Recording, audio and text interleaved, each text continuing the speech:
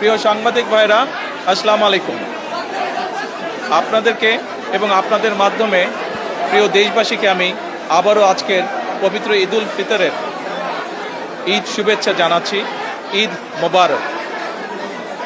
বহু বছর পরে আল্লাহ রাব্বুল আলামিনের ইচ্ছায়, বাংলাদেশের মানুষের দোয়ায় আমি এবং আমার পরিবার দেশের মাটিতে দেশের মানুষের সাথে ঈদ পালন করতে সক্ষম হয়েছি। তার জন্য আমি প্রথমেই আল্লাহ রাব্বুল আলামিন দরবারে শুকরিয়া আদায় করছি। আমি এই দেশের একজন নাগরিক হিসাবে আল্লাহ রাব্বুল আলামিনের কাছে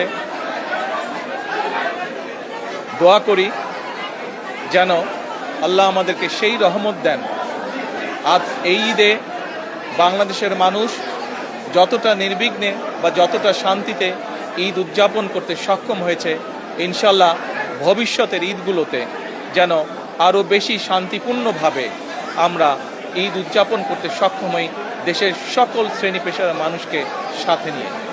একই সাথে আসুন এই ঈদে আল্লাহ রাব্বুল আলামিনের কাছে আমরা রহমত চাই, যেন আল্লাহ আমাদেরকে সেই রহমত দেন যাতে করে আমরা বাংলাদেশের মানুষের সেই প্রত্যাশিত সেই বাংলাদেশকে ধীরে ধীরে গড়ে তুলতে পারি।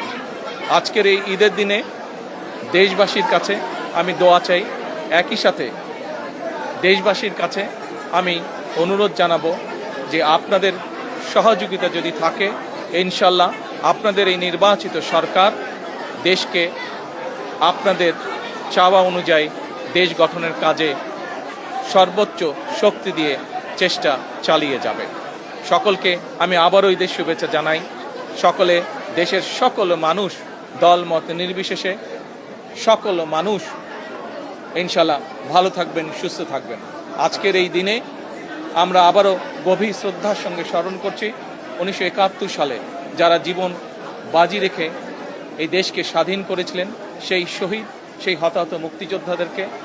আমি একই সাথে স্মরণ করতে চাই 2024 সালের ছাত্র জনতার গণ আন্দোলনের মাধ্যমে এই দেশকে স্বৈরাচার মুক্ত করতে গিয়ে যারা শহীদ হয়েছেন, যারা হতাহত হয়েছেন, সেই সকল গণতন্ত্রের যোদ্ধাদেরকে, সেই সকল গণতন্ত্রে শহীদ হওয়া মানুষগুলোকে, তাদের সকলের আত্মার মাগফিরাত কামনা করছি। সকলকে আবারও ঈদের শুভেচ্ছা। ঈদ মোবারক। আসসালামু আলাইকুম।